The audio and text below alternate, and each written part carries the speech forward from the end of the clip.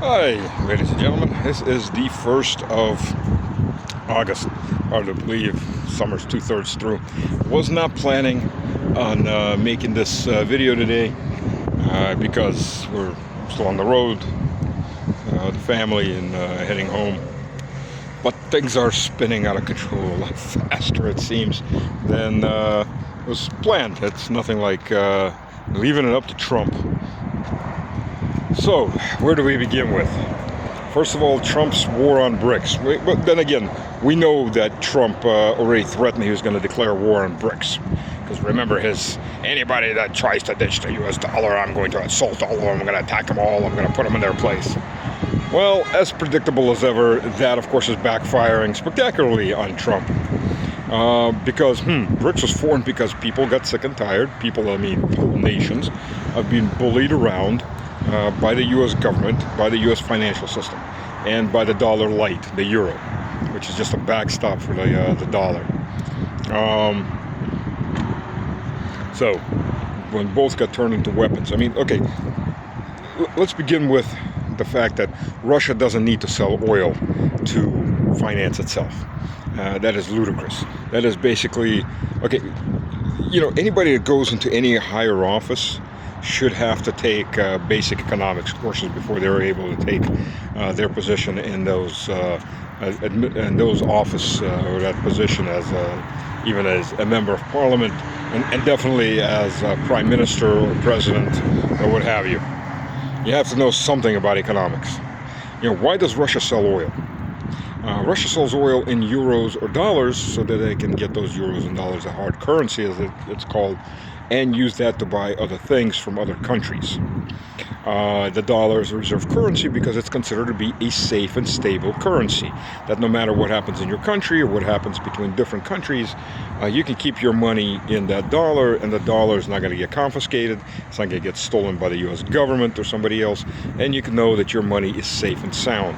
So whether you lose power or whether you lose a war or whatever happens, or economic crash in your country, you can still use those dollars.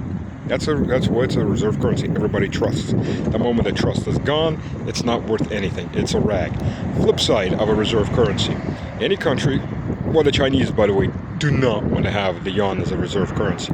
A reserve currency gives the government of a country a lot of leeway to spend money that it could not otherwise spend because it can print it up. But here's the flip side of it. A reserve currency will always kill the economy and the manufacturing base of the country from which it comes from. It devalues, it doesn't devalue, it drives the manufacturing out. Why? Because to have a reserve currency, people need that currency in their hands. That's what reserve currency is for, right? That's the reserve part. But to get that currency, they have to sell you something. So the point is, we can buy lots of goods with our money that we just print up, especially now that it's not even bound to gold or silver. But they have to sell us things to get that money. So the point is, you have to make it so that it is more advantageous for somebody to dump their goods into your country, not for you to sell your goods into their country, because otherwise what, you're going to be taking back your currency back into your economy, and that drives inflation because you've printed up way too much of it. See what I mean? So manufacturing jobs always leave the countries that are the reserve currency. It happened in England. Happened in England first when the UK Parliament, as a backstab to the people of England, not to the oligarchs, but to the people of England, allowed them to move the industry into the colonies. This was in the 1880s, 1890s. It was all beginning, and by the 1930s it was in full swing. Total full swing. By the 1940s, 1950s, British industry was started to flee in mass quantities, to a point where Britain deindustrialized itself. We're talking about Germany deindustrializing itself. Britain was the first country to really deindustrialize itself, and it's a spectacular thing to watch. And eventually those colonies became independent nations, and then the all pretense of moving into the colonies, and then just go wherever you can find better conditions than having English work. The same thing happens in every country that gets a reserve currency. It happened to Spain, happened to Netherlands after Spain, and so on, and British, pound, sterling. There's been quite a few reserve currencies. So there's that point. There's no way, as long as America is a reserve currency, there's no way that all of that money and the manufacturing will come back. You just won't.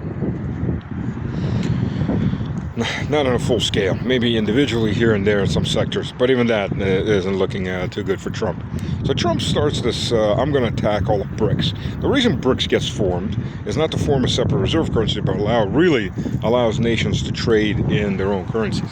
There are some nations like India that has problems with the rupee because India really doesn't sell that much compared to what it buys. Most of India's growth is driven internally by raising standards of living, which were and still are in much of India very, very low poverty level. I've never been to India, especially more rural India. It is incredible. No insult to the Indians, but it is what it is. So there's massive amounts of room for growth inside of India. But that means that India's rupee is really not convertible. Because once you get that rupee, what do you buy from the Indians? Not that much.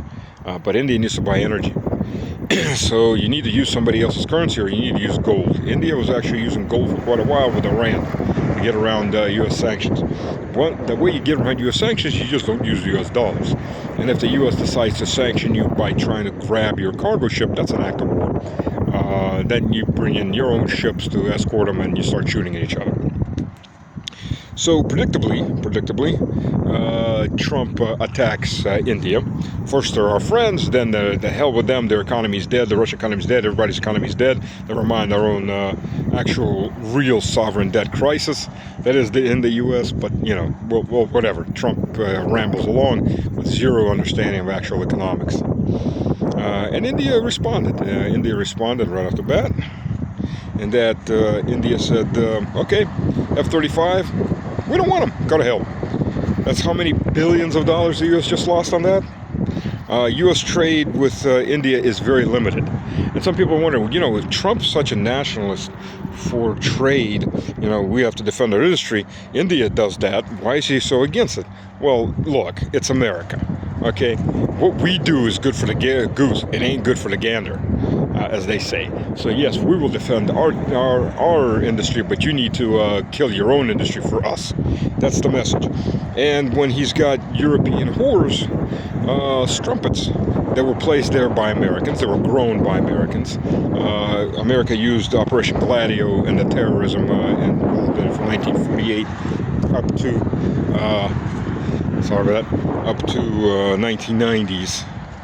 It used terrorism to try to control its European allies, quite literally murdering off certain politicians. Then it didn't have to after that, because it already grew that next population, the next generation of politicians that were beholden to the U.S., that went to American universities, grew up in American think tanks, and so on and so on. They feel more at home in America than they do in their own nations. One of the things about Macron, one of the criticisms leveled at him, for example, is that Macron and his people, they speak English amongst themselves. They don't speak French. The language you speak, that you're most comfortable speaking, is the language that forms your thought process. That's what it is. That's language. Anybody that's read 1984, Newspeak. Why was Newspeak created by the different parties that ruled, for example, North America? It was to control your process of thought. If you have no word for freedom, how do you describe freedom? The more I limit your language, or the more I turn your language into certain directions, I limit your ability to express your ideas or even form those ideas. So there's that. So India already said to the U.S., go to hell. We're going to buy Russian Su-57s. By the way, there's tech transfers, so we'll also get to be able to build. The first batch will come out of Russia, the next batches will come out of India. That's part of the buying process. F-35, that flying chunk of junk, by the way, falls out of the sky very, very impressively. I mean, spot on. So if you run out of ammo, you can always just destroy the enemy by falling on them. As a last-ditch effort. Yeah, and there's no tech transfer. Even if you're allowed to build like Turkey, or given a couple parts to build in there, landing gear or something like that, you don't get to build the whole plane. So you don't get any tech transfers. At most, you're a subcomponent developer. China flat out said, go to hell. And here's the thing about China. There's a concept in the Chinese called the lost century, or the century of shame. And that was the 100 years that the West colonized China. And that was post the Opium Wars. And by the way, China has a big axe to grind with the U.S. because the Chinese slave labor, and they were slaves in everything but name, built the Transcontinental Railroad. They were brought to the U.S. as guest labor, and as soon as they arrived, their documents were taken, and they were forced into slave labor on the railroads. If they ran off, they had bounty hunters go after them, dead or alive. Well, dead. There wasn't much for a point in alive, and so on and so on. So the Chinese have a very big axe to grind. They're not going to be told what to do by anybody, especially white people, especially Anglo-Saxon white people. And when the U.S. is telling them what to do, their first reaction is going to be go to hell. And since Trump is absolutely culturally deaf, probably never even heard of essentially a shame, has absolutely no diplomatic skills. He's a good hustler for real estate and real estate grants, but that's it. This isn't a real estate issue. This is diplomacy. This is understanding the other person's point of view, the other person's career, or culture. I'm sorry, not career. Trump, for that you have to actually know history, and not the 5-minute American version of history, the 3-minute commercial. So that's a big problem. It's a huge problem. The Trumpism, let's make a deal mentality does not work in politics. It works in local politics, internal American politics. It doesn't work in international politics. It definitely doesn't work in diplomacy, because it's not diplomacy. So there's that. China's already told the U.S. to go to hell. India's basically said go to hell. Brazil, which already has new sanctions. By the way, the Indian team actually left. The Indian team that came to negotiate with the U.S. left, which is probably why Trump was raging at the end of the day 2 days ago at the Indians. Their debt economy and the Russian debt economy, they can all go to hell. Yeah, okay. So, all right there, buddy. It's that old man rage that starts to pop out on some people. You start to have problems controlling their emotions. Probably should read the Bible and meditate. And meditate on what's written on it. I don't think Trump's ever read the Bible. Maybe I'm wrong. Of course, I could be absolutely wrong, but I get this feeling. He may be called Christian, but he's not a Christian. That's real. His God is the state. That's the entity that he's raised up. Saturn, the state. The power. But we'll move on. Not my place to judge his faith in this case. It'll be God's place sooner or later, as he'll judge all of us. So next, who do we have next? We have Brazil. So Trump is not happy with internal politics in Brazil. So he's decided to intervene, because he's all about national sovereignty as long as it's his national sovereignty. Everybody else's national sovereignty can go to hell. So it's that typical double standard. But the interesting is the tariffs have been laden already on Brazil. Apparently, the vast majority of what Brazil manufactures or exports, including petroleum. Let's not forget the U.S. imports 8 million barrels per day. All of that apparently is exempt.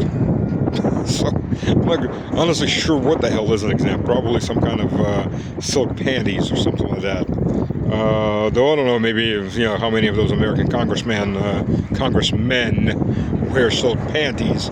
It probably isn't exempt either.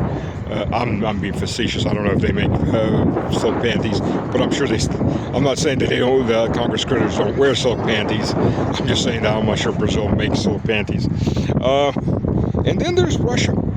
Trump has gotten into a pissing contest on X with Medvedev. I mean, this is such a low thing when you're president, apparently he's got so much time on his hands, he can get into a pissing contest on social media. I mean, literally, the man needs to have handlers. He's gotten a pissing contest with Medvedev. Medvedev's got plenty of time. Medvedev is not the second person in Russia. Mishustin he's the prime minister. Medvedev is the second person on the Security Council. He's a far thing from being the second person in power. He's more like the sixth, seventh person in power. Let's keep that straight, because a lot of American commentators are making that mistake. Medvedev is not the prime minister. There's no vice president in Russia. There is a prime minister, but Russia is a presidential republic, not a parliamentary republic. So the president's got the majority of the power, not the prime minister. And even then, Medvedev is not the prime minister. So we've got, I mean, at this point, Trump not only gets in a pissing contest, but Trump is now moving out a higher class nuclear subs with nuclear missiles for a possible first strike. First of all, Russia has a dead hand, which will ensure that all Russian, no matter what you do, all Russian missiles will get launched. And I'm going to be on the Durin with the guys, probably we'll film beginning this week, so it'll come out a bit later, and I'll describe the dead hand in detail, how the system works for those that don't know. But you can't stop it. It'll make sure that everything launches. Russian missiles are on subs. Russian missiles are on trains. Russian missiles are mobile in Siberia.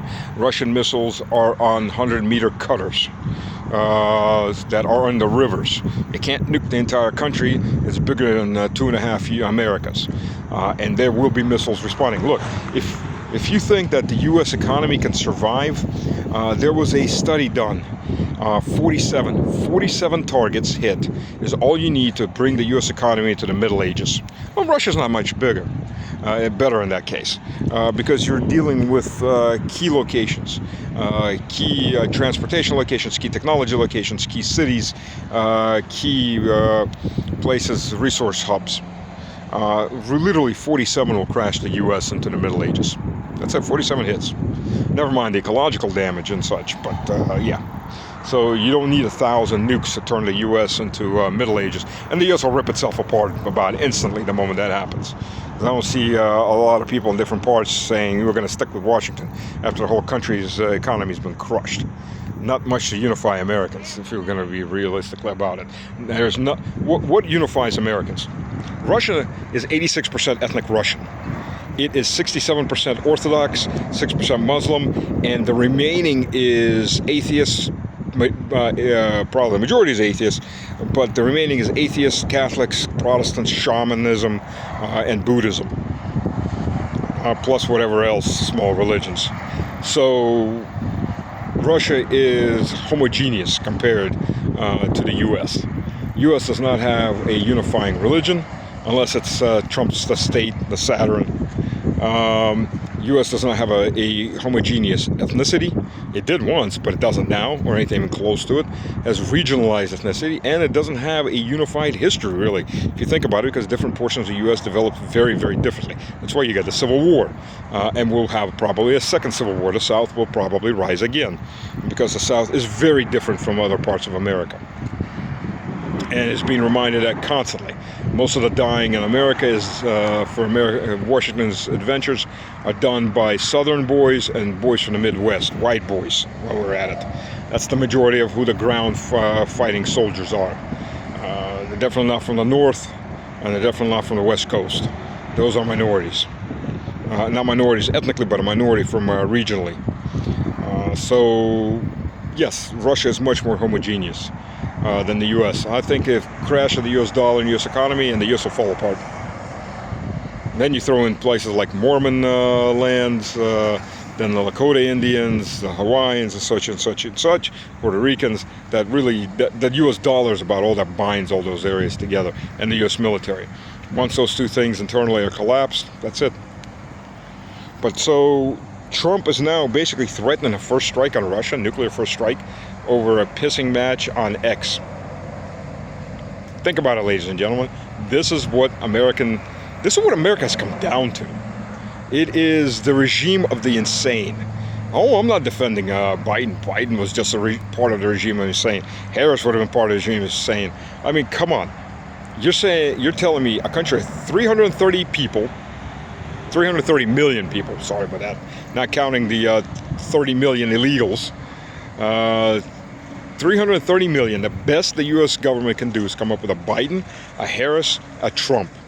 Oh, and then there's Graham, Blumenthal, and all these other subpar idiots, AOC, and so on and so on. I mean, look at the quality of the people in the U.S. Leadership, congressional and executive branch. There's very few people like Marjorie Greene, who actually stands behind what she believes. Very few people like that. You could count out of 500, about 550 Congress critters, real people, real politicians, handful, maybe 10, 20. The rest are just parasites. And very dumb ones at that.